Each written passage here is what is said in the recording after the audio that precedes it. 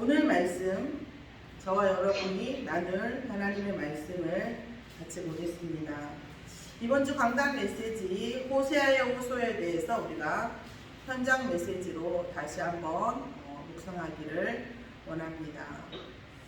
호세아가 이스라엘을 향하여 호소를 했죠. 이스라엘을 향해서 지금 하나님께서는 호세아에게 가장 음란한 여자를 아내로 맞으라. 왜냐고 물었겠죠. 이 나라가 여호와를 떠나 크게 음란함이니라 하시니 그렇게 말씀하셨습니다. 그때 호세아는 그 말에 따라서 디블라임의 딸 고멜을 맞이해서 고멜이 임신하여 아들을 낳고 딸을 낳고 그리고 또 도망을 가서 다른 남자한테 가가지고 또 아들을 낳고 딸을 낳고 이렇게 해서 이런 과정 속에 있습니다. 인간의 본질은 지식이 없는 거죠. 일단 영적 지식이 없어요. 영적 지식이 없는, 우리가 사실은 뭐 길게 얘기하지 않아도 우리가 현장 속에서 영적 지식이 없는 많은 사람들을 봅니다. 또한 우리 또한 어떤 문제나 사건 속에서 영적 지식을 떼어놓고 생각한 우리 자신을 봅니다. 나도 모르게 감정이 올라올 때도 있고요. 정의감이 올라올 때도 있고요. 어떤 논리가 올라올 때도 있고요. 세상 지식이 올라올 때도 있습니다. 그러니까 호세아서 4장 6절에 뭐라고 하셨냐면 내 백성이 지식이 없어 망하는도다 그랬거든요. 하나님께서는 분명히 하나님 자녀를 반드시 축복하시고 반드시 응답하시면서 반드시 응답의 자리, 정복의 자리, 성공의 자리로 놓으실 수밖에 없는데 하나님의 발목을 붙잡고 있는 게 누구일까요? 하나님일까요? 우리 자신일 때가 너무 많다는 거죠. 왜요? 영적 지식을 놓치는 거죠. 우리 안에 있는, 우리 밖에 있는 우리의 고정관념, 기준 이런 것들에 의해서 사실은 어떤 면에서는 나쁜 어떤 고정관념보다 내가 진짜 맞거든. 내가 잘못한 게 없고 내가 저 사람에게 선의를 했고 이런 일들이 우리의 마음에 진짜 장애가 될 때가 있다라는 거예요. 내가 틀렸으면 사실은 돌이키기 쉽습니다. 아, 내가 틀렸네. 내가 잘못했네. 그런데 난 틀리지 않았거든. 난 분명히 옳은 일을 해서 했거든. 그러면 돌이키기가 굉장히 어려운 거죠, 사실은. 그런데 우리가 영적으로 바라보면 어떻습니까? 또 다른 어떤 은혜가 오는 것을 느낄 수가 있습니다. 인간의 본질은 결국은 뭐냐면요, 영적인 것을 떠나는 게, 영적인 것을 떼고 생각할 수밖에 없는, 창조주를 기억하지 못하고 주신 것을 알지 못하고 주신 문제의 의도를 알지 못하고 그냥 문제에 집착하면서 어디에 있습니까? 문제의 한가운데에 있는 거예요. 문제의 한가운데에 누가 주인이 되어 있냐면 우리 자신이 주인되어 있는 거예요. 매 순간순간 우리가 우리 자신이 주인됩니다. 저도 저 때문에 죽겠어요. 아주. 저도 어떤 순간에 내 자신이 주인되어 있는 거예요. 나 진짜 안 그러고 싶은데 정말 나는 모든 사람들이 어떤 때는 이해가 돼요. 진짜 내 자신이 중심이 안 되려고 이렇게 몸부림치는데도 어느 순간 내 자신이 중심이 돼 있어요. 그러니까 정말 어떤 때는 정말 낙심이 되더라고요. 아, 이거밖에 안 되나 내가? 그러면서 정말 어떤 때는 하나님이 불쌍할 때도 있어요. 어이없지만 이 말 안 맞는 말인데 참 나 같은 사람을 믿고 하나님께서 이런 생각이 들 때가 있어요. 아, 이거밖에 안 되는데 내가 그렇게 몸부림을 쳐도 어느 순간 나 중심이 돼 있나? 진짜 포기하시지 않는 하나님 정말 대단하신 거죠. 그러니까 하나님은 나한테 수시로 물어보시고 네가 어디에 있느냐? 너 왜 내가 응답 주려고 하는 그 자리에 있지 않느냐? 너 왜 내가 은혜 주려고 하는 그 자리에 있지 않느냐? 너 내가 정복하게 해줄 건데 왜 정복하게 만드는 그 자리에 있지 않고 너 또 왜 거기가 있느냐? 그런 음성을 많이 느낍니다. 그래서 제가 많은 변명도 있고 많은 민망함을 담아서 하는 말이 우리 장로님도 그 얘기 하시는데 장로님의 아버지는 어떤가 모르겠어요. 나는 그때 아버지를 불러요. 아버지. 제가 이랬습니다. 아버지. 할 말이 없잖아요. 아버지. 네가 어디 있느냐? 아버지 아시지요? 저를 아시지요? 저의 한계를 아시지요? 제가 얼마큼밖에 안 되는 거 아시지요? 그렇게 돼요. 그러면 지금도 좀 오는데 하나님의 나를 부는 그런 은혜를 주시는 그 느낌? 감정을 나한테 와요. 아버지 아시죠? 제가 이래요. 저는 제 중심이 아니려고 그렇게 애를 쓰는데 어느 순간 제가 여기 있어요. 아버지 아시죠? 이렇게 말할 수밖에 없는 거죠. 호세아는 이런 그 감정이, 저는 고작 저 하나 듣고 얘기를 하는데, 호세아는 이스라엘을 두고 하나님이 느끼시는 그 배신감, 그 외로움, 그 아픔을 나는 호세아는 알았다고 봅니다. 느낄 수밖에 없었겠죠. 사랑하라고 해서 사랑했어요. 그런데 다른 남자가 더 좋다고 가요. 이스라엘과 비슷하죠. 음란한 아내를 데리고 살면서 하나님의 마음을 아는 거죠. 그들의 어머니는 음행하였고 그들을 인치했던 자는 부끄러운 일을 행하였나니 이는 그가 이르기를 뭐라고 해요? 음란한 자들은 어떤 자십니까? 나는 나를 사랑하는 자들을 따르리라. 음란한 자의 기준이에요. 나를 사랑하는 사람을 따르겠다는 거지. 나한테 잘해주는 사람, 내게 이익을 주는 사람, 그 사람들이 내 떡과 내 물과 내 양털과 내 상과 내 기름과 내 술들을 내게 준다. 내 유익을 준다. 이거죠. 그게 뭡니까? 음란한 겁니다. 자, 그리고 거기에 소산된 자식들은 어떻겠습니까? 당연히 그 음란의 영적 문제가 오겠죠. 호세아가 사실은 얘기하는 거예요, 아내에게. 그러므로 내가 호세아 아내가 못 가게 뭐라고 했냐면 가시로 그 길을 막으며 담을 쌓아서 그로 하여금 못 나가게, 나갈 수 없도록 그 길을 찾지 못하게 했대요. 그가 그 사랑하는 자를 따라갈지라도 미치지 못하며 그들을 찾을지라도 만나지 못하게 호세아가 한 거예요. 그때서 그가 이르기를 안 되겠다. 내가 곧 남편에게 돌아가리니 그때의 내 형편이 지금보다 나았습니다. 무슨 얘기예요? 그 탕자의 비유처럼 내가 이렇게 나를 사랑하는, 누가 나를 더 사랑해줄까 돌아다니고 이렇게 하는 이 상황이 그 본 남편에게 있을 때보다 뭐예요? 못하다는 거예요. 더 이상 도망갈 자리가 없는 거죠. 내 아버지한테 가서 노예가 되는 것이 지금 여기서 내가 돼지먹이 먹는 것보다 낫다, 이런 것과 똑같은 거죠. 그러니까 하나님도 우리를 문제를 안 줄 수가 없어요. 왜? 문제 속에 있는 것이 어떤 것인지를 알아야 하나님께 돌아옵니다. 내 남편한테 돌아가니까. 내 본남편한테.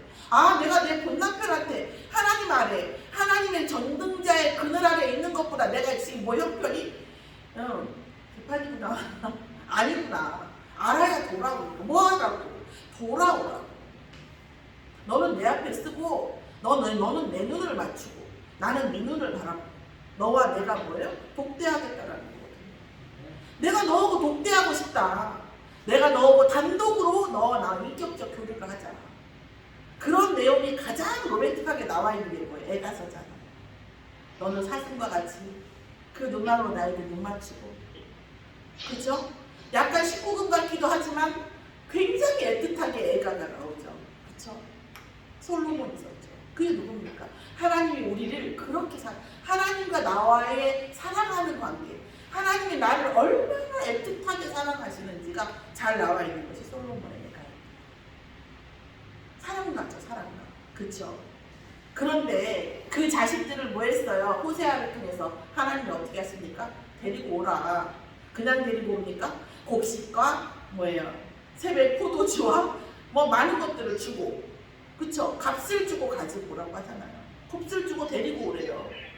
그쵸? 위자료를 받아도 시원찮은데 돈을 주고 데리고 오래요. 그러니까 뭐예요? 하나님 떠난 우리를 하나님께서 어떻게 하셨습니까? 값을 주고 하셨어요. 어떤 값을? 예수 그리스도의 십자가의 보혈에 값을 주고 하셨어요, 우리를. 그럼 우리가 또 어떤 상황이 되면 뭐합니까? 다시 나 중심이 돼요. 다시 어떻게 하면 하나님 나를 중심으로 나를 누가 더 사랑해줄까 바라보는 우리 자신이 있다는 거죠. 그러면 또 뭐합니까? 하나님을 데리고 오라 하시는 거죠. 자, 하나님이 주신 것이 무엇입니까? 바알을 위하여 쓴 은과 금도 네가 나를 향하지 않고 다른 우상을 쓰서 쓴 은과 금, 세포도 다 누가 내가 준 것이다. 내가 준 것이라는 거죠. 그러면서 뭐예요? 우리는 어떻게 합니까? 주신 것을 잊는 거죠. 주신 것을 잊어요. 그러니까 어떻게 합니까? 수치를 당하는 거죠. 수치를 당하죠. 그래서 포도주 만들 시기에 내가 도로 찾으며 벌거벗은 몸을 가릴 내 양털과 내 삶을 뭐라? 빼앗으리라. 내가 그 수치를 그 사랑하는 자의 눈앞에 드러내리니 그를 내 손에서 건져낼 사람이 없으리라. 아멘. 무슨 말입니까?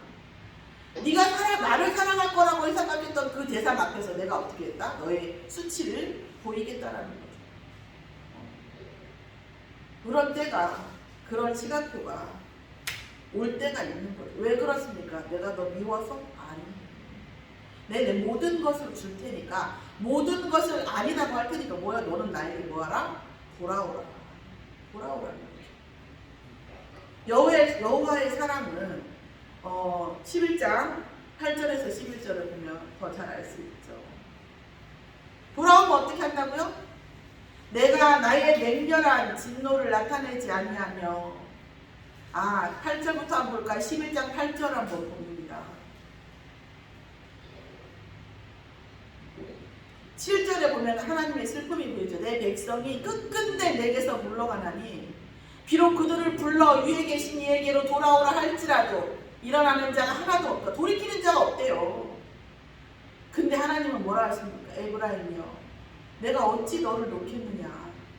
이스라엘이여 내가 어찌 너를 버리겠느냐. 내가 어찌 너를 아드마와 같이 놓겠느냐. 어찌 너를 스보암같이 두겠느냐. 내 마음이 내 속에서 돌이키어 나의 긍휼이 온전히 뭐하다? 불붙는 듯하다. 불붙듯하도다. 내가 나의 맹렬한 진노를 나타내지 아니하며 내가 다시는 에브라임을 멸하지 아니하리니 이는 내가 하나님이요 사람이 아니니라. 내 가운데 있는 거룩한 이니 진노함으로 내게 임하지 아니하리라. 아멘. 이렇게 얘기하시는 거예요. 그렇게 사랑하세요. 여호와의 사랑은 이렇게 불붙는 듯하고 여호와의 긍휼이 이런데 우리는 끝까지 어린다고. 나 중심이 될 수밖에 없다는 거예요.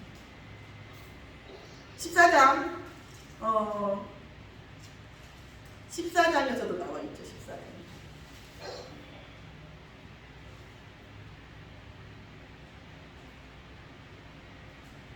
결론에서 보겠습니다. 그러면서 뭐라고 하셨어요? 하나님이 원하시는 것은 뭐라고 했어요?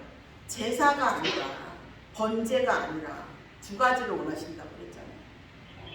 제사가 아니고 6장 6절에 보면 인애를 원하고 번제가 아니고 하나님 아는 것을 원한다고 했어요. 인애가 뭡니까? 사람을 사랑하는 것입니다. 사람을 사랑하는 것이 뭡니까? 베드로한테도 말했죠. 예수님께서 내게 잘하는 사람을 좋아하고 내가 못하는 사람을 안 좋아하는 건 이방인도 한다고 그랬죠. 진짜 사랑하는 것은 상대가 어떻든 상관이 없는 겁니다. 네. 그 사랑이 진짜 사랑이죠. 사실은 사랑하고 번제가 아닌 하나님을 아는 것, 하나님이 얼마나 나를 사랑하시는지 알면 인애는 문제가 되지 않는다는 거예요. 제가 늘 말씀을 드리지만 성격 급한 거 저도 많이 급하죠. 성격 많이 급합니다. 근데 어느 순간부터 제가 유해졌냐면 사랑에 대한 집착 저도 만만치 않아요. 근데 언제 유해졌냐? 하나님이 나를 얼마나 사랑하시는지 안 다음부터 나머지는 그렇게 중요하지가 않더라고요. 누가 나를 미워한다? 뭐 기분 좋은 일은 아니죠. 그러나 하나님이 나를 사랑하시는 거에 비하면 아무것도 아니에요. 누가 나를 배신했다? 기분 일은 아니죠. 그러나 하나님이 나를 끝까지 하나님 나를 눈동자와 같이 보시는 거에 비하면 아무것도 아니에요. 이게 우리 하나님 자녀라는 신분입니다. 누구도 넘볼 수 없는, 누구도 침해할 수 없는 견고하고 가장 높은 하나님과 나와의 관계 속에 있는 하나님의 자녀예요. 그게 여호와의 사랑입니다. 이스라엘은 어땠습니까? 이스라엘은 4장 7절에 나와있어요. 이스라엘 4장 7절, 뭐 다 나와있지만 7절을 특히 보면 참 찔리는 말입니다. 이게 뭡니까? 이스라엘 그들은 번성할수록 내게 범죄하니 내가 그들의 영화를 변하여 욕이 되게 하리라. 우리의 속성이에요. 우리의 속성. 우리의 속성. 이 나라가 얼마나 굶어 죽는 나라였습니까? 이 나라가 얼마나 비참한 나라였습니까? 여러분 미스터 선샤인이라는 드라마 보셨어요? 거기를 보면 저는 정말 인간의 속성이 놀라워요. 천민을 학대하는 게 있잖아요. 양반이 천민을 학대합니까? 아닙니다. 평민이 천민을 학대하는데 양반 못지 않아요. 물론 인간은 심리적으로 피해자가 가해자가 되긴 합니다. 그런데 그러니까 그 양민이 양반한테 학대를 당하지만 그 양민이 양반 되어도 못지 않겠더라고. 내가 볼 때는 입장이 바뀌어서 그럴 뿐이지 천민을 학대하는데요. 와, 뭐 그냥 돌로 머리 찍는 거 아무것도 아니에요. 사람으로 치지도 않아요. 네, 그냥 뭐 천민 마누라하고 성폭행 하는 건 기본이고요. 양반이 와서 하는 거 아니에요. 그냥 동네 아무나. 네.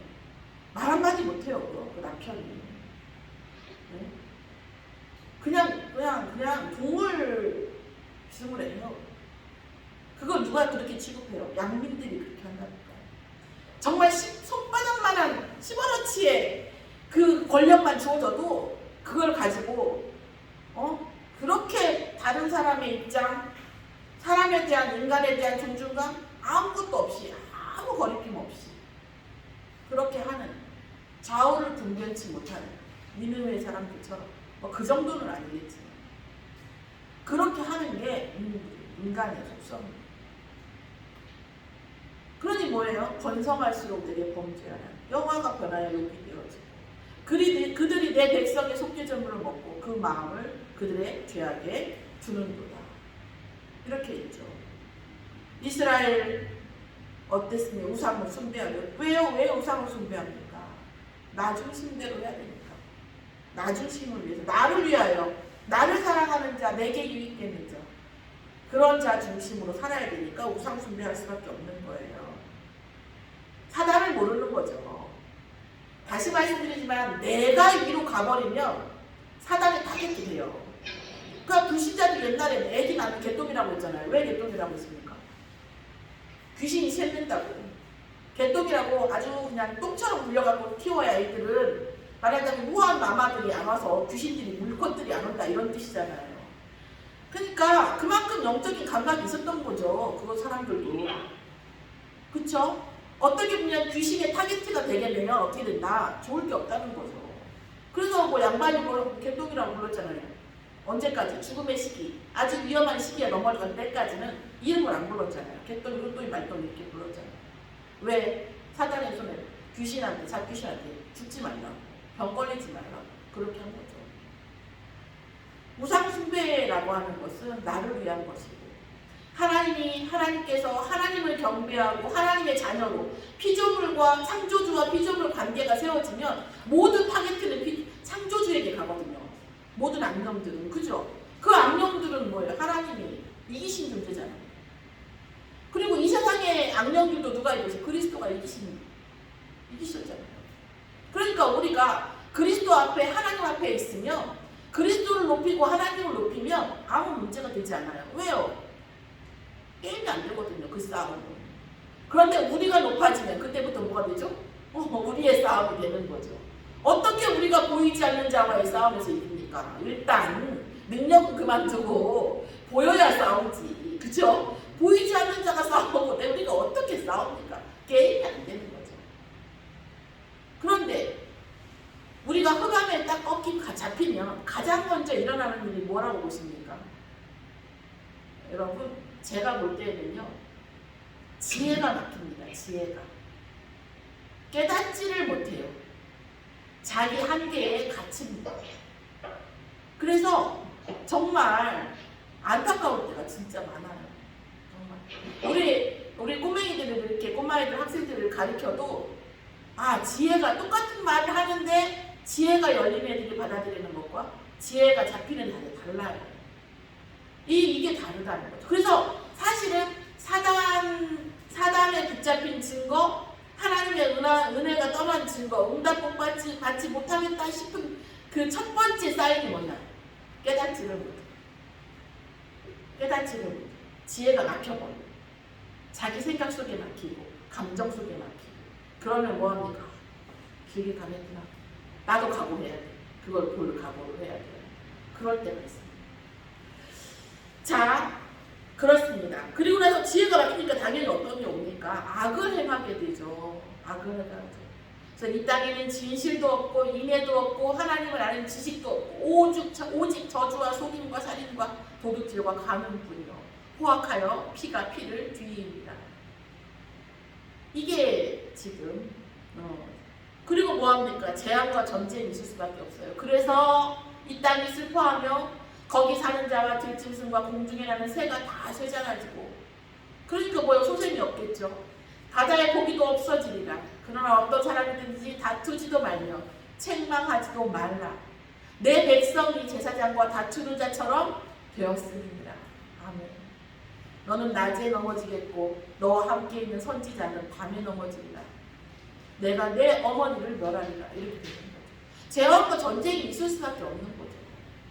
그러니까 어떻게 하지 말라. 다투지 말라. 그런데 사단은 어떻게 합니까? 다툴 수밖에 없는 상황을 줘요. 다툴 수밖에 없는 상황. 이게 딜레마입니다. 딜레마. 그쵸? 그래서 우리는 하나님의 응답과 이 진짜 정말 말씀을 묵상하고 우리가 이 모든 상황을 통제할 수 있는 관제탑적인 그런 시각. 비행기에 앉아있거나 사람들 사이에 있는 게 아니라 비행기들이 움직이는 이 상황을 움직이는 관제탑의 어떤 관점이 필요해요. 그거를 네가 잘했냐, 네가 저 말을 했냐, 나 너무 서운해. 그 속에 있으면 답이 나지를 않아요. 이 상황에 사단이 원하는 게 무엇인가? 이 상황에 하나님이 원하는 게 무엇일까? 이걸 바라보는 것이 심플한 거죠. 그런데 내 자존심과 내 어떤 그 이익과 손해가 닿으면 그게 너무 힘든 거죠. 그래서 우리는 어떻게 해야 돼요? 영적인 관점이 필요하다는 거예요. 그게 때로는 우리 이제 고장님처럼 있습니다. 그게 때로는 당장의 이익을 쫓아가지 않는 것처럼 보여서 옆에서 좀 답답할 수도 있어요. 당장 이쪽이 이익인데 왜 저딴 소리를 해? 이런 식으로 보일 수가 있단 말이에요. 그럴 수도 있죠. 그래서 하나님, 이 상황이 무슨 상황입니까? 물어볼 필요가 있는 거죠. 그래서 선지자가 얘기합니다. 호소하죠. 이스라엘아 들으라. 선지자가 호소합니다. 이 호소가 어떤 호소이겠습니까? 이스라엘이 하나님께 범죄하네. 그러니까 이스라엘에게 내가 메시지를 줘야겠다. 이런 호소입니까? 자기의 아내, 음란한 아내를 데려다놓으면 도망가고 데려다놓으면 도망가는 그 아내를 데리고 오면서 하나님과 기도하면서 얼마나 절절한 하나님과의 소통이 있었겠습니까? 그 절절함이 배어져 있는 이 호소입니다. 그러면서 뭐라고 합니까? 거두절미하고 이스라엘아 내 하나님 여호와께로 돌아오라. 네가 불의함으로 말미암아 엎드려진 것입니다. 이렇게 그러는 거죠. 이게 호세아의 호소예요. 하나님 앞에 돌아오라. 뭐 잘잘한 거 따지지 말고 묻지 말고 하나님 앞에 돌아와라. 이렇게 합니다. 너는 말씀을 가지고 여호와께 돌아와서 아뢰기를 모든 불의를 제거하시고 선한 바를 받으소서. 우리가 숫송아지를 대신해서 하나님께서 뭐예요? 숫송아지를 원하신다고 하셨습니까? 아니요. 숫송아지를 대신해서 뭘 하길 바란다? 입술의 열매를 원하신다는 거예요. 우리의 고백을 원하신다고. 하나님, 내가 여기서 지금 당장의 어떤 그런 문제를 바라보지 않고 오직 여호와께 돌아오는 거. 여호와 앞에 서는 거에 집중하겠습니다. 그러면 하나님께서 우리를 받으실 줄을 믿습니다. 하나님께서 우리를 응답의 자리, 반드시 선한 자리, 반드시 정복의 자리, 성공의 자리에 우리를 놓으실 줄을 믿습니다. 내가 세상 바라보면 이러면 안 되는데 하나님 바라보니까 이제 돌아옵니다. 내가 하나님을 믿으니까 여기 있습니다. 모든 것을 놓고 삽니다라고 고백하는 거예요. 그러니까 호세아가 뭐라 했어요? 숫송아지 필요 없고 숫송아지 대신해서 뭐한다? 입술의 열매를 뭐예요? 주께 드립니다. 주께 드리자 이 말씀이잖아요. 호세아가 호소를 합니다.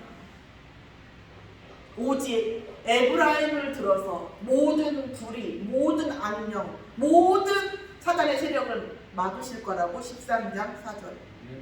구원자를 예비하실 거니까 우리의 모든 재앙을 멸하실 것이라고 하나님께서 감당하실 거라고 말하면서 오직 유일성 재창조에 그렇게 되면 재창조 뭡니까? 14장 5절에 7절에서 내가 이스라엘에게 이슬과 같으리니 그가 백합화 같이 피겠고 우리의 인생 우리의 미래를 그렇게 만드신다는 거죠. 레바논 백향목같이 뿌리가 박힐 것이다.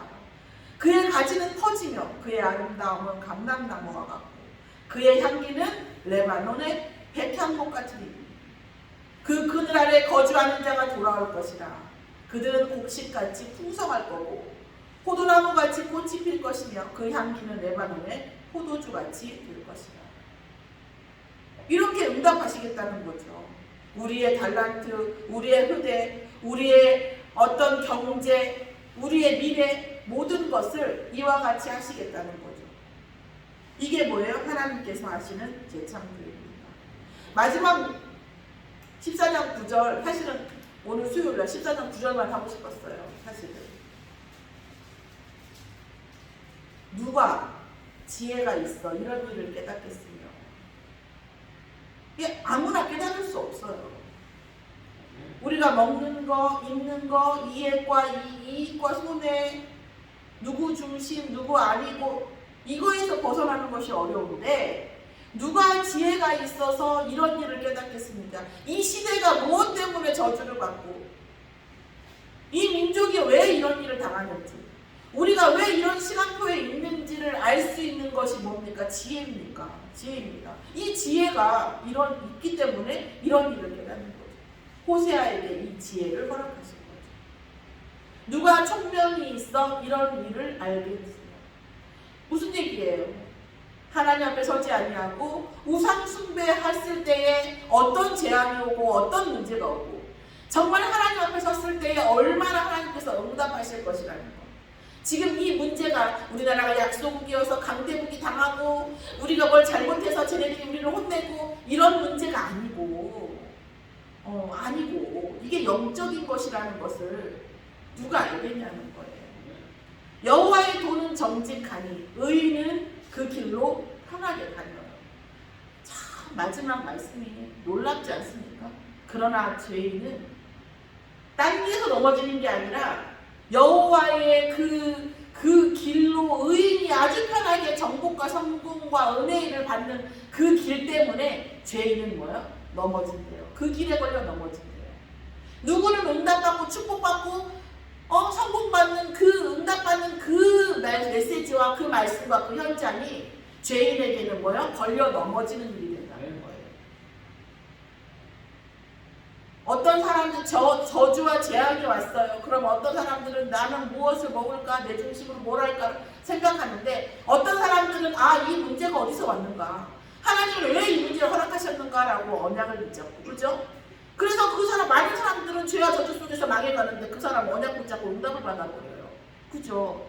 그런데 여호와의 길, 의인이 응답받는 그 길 때문에 의인은 응답받는데 그 길 때문에 죄인은 뭐예요? 걸려 넘어져요. 진짜 너무 절묘하고 너무 미묘하지 않습니까? 누가 지혜가 있어 이런 일을 깨닫겠으며 누가 총명이 있어 이런 일을 알겠느냐. 얼마나 정말 너무 감사하지 않습니까? 이 말씀이 이해되는 자체가 진짜 어느 지식으로 이걸 알겠습니까? 이 말씀이 주는 은혜를 어디 가서 우리가 받겠습니까? 또 이것을 우리가 공감하는 이 진짜 얼마나 많은 혈감이 꺾이며 하나님과 소통하며 하나님 이 일을 통해서 또 우리에게 얼마나 많은 응답을 허락하시겠습니까? 너무 감사한 것 같습니다. 여호와의 도는 정직하셔. 의인이 그 길로 다니거니와 죄인은 그 길 때문에 넘어지고 그 길에 걸려 넘어진다는 거죠. 호세아의 호소. 호세아가 자기 인생을 걸고 하는 호소죠. 자기 인생의 그 고난과 배신과 용서했지만 또 배신당하고 또 포용과 관용과 하나님께서 이보다 훨씬 더 많은 배신과 고난을 슬픔을 외로움을 그 감정을 다 알고 이스라엘에게 부르짖는 호세아의 호소. 이 호소가 우리의 영을 깨우고 우리의 마음을 깨우고 생각을 깨우고 우리의 과거 현재 미래 또 우리의 현장을 깨우는 말씀이기를 예수의 이름으로 축원합니다. 기도하겠습니다. 하나님, 우리가 붙잡은 하나님의 말씀은 반드시 하나님께서 이루어지실 줄 믿습니다. 호세아의 호소가 우리의 생각뿐 아니라 우리의 마음과 우리의 영혼 잠재우신 무의식까지 들어가서 각인되어져서 모든 것을 바꾸고 아버지 체질되어질 수 있도록 하나님의 마음, 하나님의 음성, 하나님께서 우리에게 주시는 모든 응답과 축복이 되어지는 그 의인의 길로 가는 아버지 응답의 자리, 성공의 자리, 정복의 자리로 갈 수 있도록 축복하여 주시옵소서. 감사드리며 예수 그리스도의 이름으로 기도드렸사옵나이다. 아멘. 아멘.